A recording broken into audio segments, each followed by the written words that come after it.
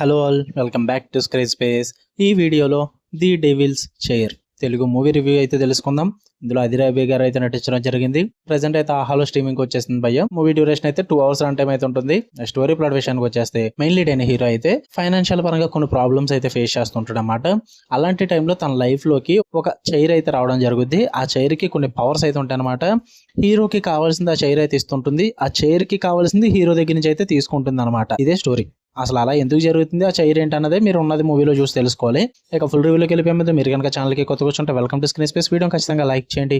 Theatrical reviews and Telugu dubbed movie reviews తో పాటు ఓటీటీలో రిలీజ్ అయ్యే other languages movies and web series genuine and quality content కోసం మన ఛానల్ సబ్స్క్రైబ్ చేసుకుని బెల్ ఐకాన్ ఆన్ లో పెట్టుకోండి. ఇక మూవీ విషయానికి వచ్చేస్తే నిన్నేమో భవానీ వార్డ్, ఈ రోజేమో ఈ డెవిల్స్ చైర్.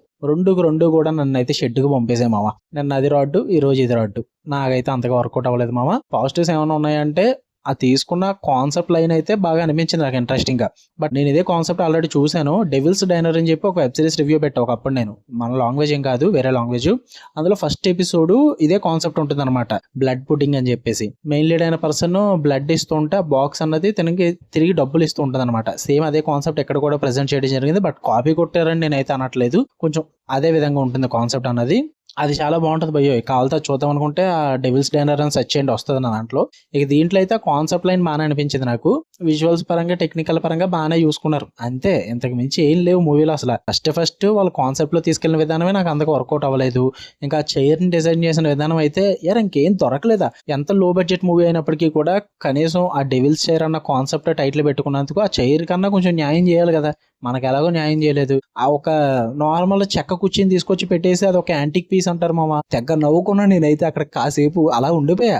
చాలాసేపు నవ్వు వచ్చింది నాకు అది యాంటిక్ పీస్ అన్నప్పుడు. అంత కామెడీగా అనిపించింది. దాన్ని డిజైన్ చేసిన విధానం కూడా కామెడీ పీస్ లాగా అయితే ఉంటుంది అనమాట. ఇంకా దాని నుంచి మిస్టీరియస్ పర్సన్ వచ్చి ఆ కుర్చీలో కూర్చొని చేసేది అంతా కూడా మేకప్ అంతా కూడా చాలా కామెడీగా ఉంటుంది అనమాట. అస్సలు వర్కౌట్ అవ్వలేదు నాకు. ఇంకా కాన్సెప్ట్ ని తీసుకెళ్లిన విధానం కానీ, సెకండ్ హాఫ్ లో వాళ్ళు రాసుకున్న సీన్స్ కానీ, రైటింగ్స్ కానీ ఏది కూడా వర్కౌట్ అవ్వదు. చాలా డంబ్గా అయితే ఉంటుంది అనమాట. చాలా లాజిక్ లెస్ గా ఉంటాయి. ఎలా పడితే అలా తీసుకెళ్లిపోతారు రైటింగ్స్ అన్నవి.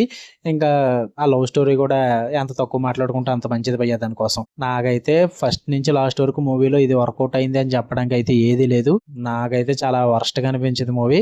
మరీ చెప్తున్నా, నిన్నట్లాగే మీ దరిద్రానికి ఏం లేకపోతే చూడండి, తెలుగు మూవీ కాబట్టి ఆ కాన్సెప్ట్ కోసం. లేదనుకుంటే అవసరమే లేదు, పక్కన పెట్టేయచ్చు. ఆహాలో ఉంది, తెలుగులో ఉంది కాబట్టి మీ ఇష్టం, ఫ్యామిలీతో చూసేయచ్చు, ఇబ్బంది ఏం లేదు. ఎక్కడ వీడియో నచ్చితే లైక్ చేయండి, షేర్ చేయండి.